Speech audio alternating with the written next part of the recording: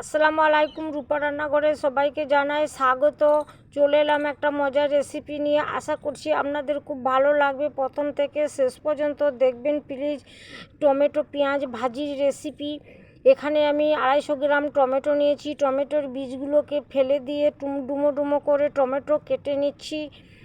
Tomato তো অনেক রকম করে খেয়েছেন, একবার এই টমেটো পেঁয়াজ ভাজি রেসিপিটা বানিয়ে খেয়ে দেখুন কেমন লাগে। আর ভালো লাগলেও অবশ্যই আমার পাশে থাকার অনুরোধ রইল।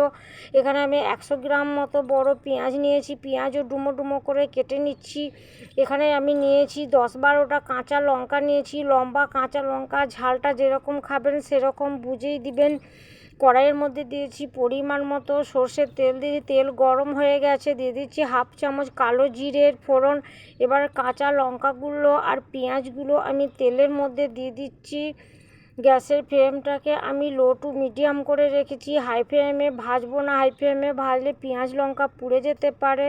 যতক্ষণ পর্যন্ত পেঁয়াজ আর লঙ্কা লাল ব্রাউন কালার না হয় ততক্ষণ পর্যন্ত আমি লো ফ্লেমে এভাবে পেঁয়াজ আর কাঁচা লঙ্কা ভেজে নেব।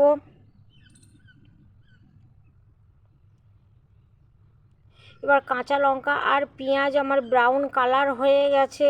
এবার আমি দিয়ে দিচ্ছি টমেটো। পেঁয়াজের সঙ্গে খুব ভালো করে নাড়িয়ে নিচ্ছি। দিয়ে দিচ্ছি কাশ্মীরি লঙ্কার গুঁড়ো দিচ্ছি কালারের জন্য, দিয়ে দিচ্ছি হলুদ গুঁড়ো, দিয়ে দিচ্ছি স্বাদ মতো লবণ। দিয়ে খুব ভালো করে আমি এভাবে উল্টে পাল্টে নাড়িয়ে নিচ্ছি। গ্যাসের ফ্লেমটা আমি লো টু মিডিয়াম করেই রাখবো।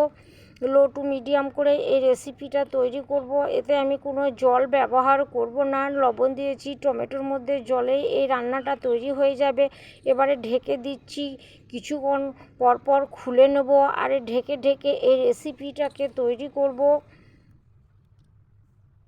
আবারও আমি ঢেকে দিচ্ছি, আবারও খুলে নেড়ে নিচ্ছি তলে লেগে না যায়। এভাবে আমি কিছুক্ষণ ঢেকে ঢেকে এই রেসিপিটা তৈরি করে নেব। এবার দিয়ে দিচ্ছি কয়েক দানা চিনি, দিয়ে দিচ্ছি ব্যালেন্সটার জন্য। এটা একদম ঝাল ঝাল টেস্টি হবে, কোনো টকও হবে না।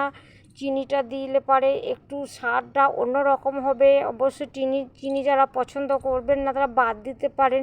এবার আমার মাখা মাখা হয়ে গেছে। এবার ভাত, রুটি আর পরোটার সঙ্গে পরিবেশন করুন।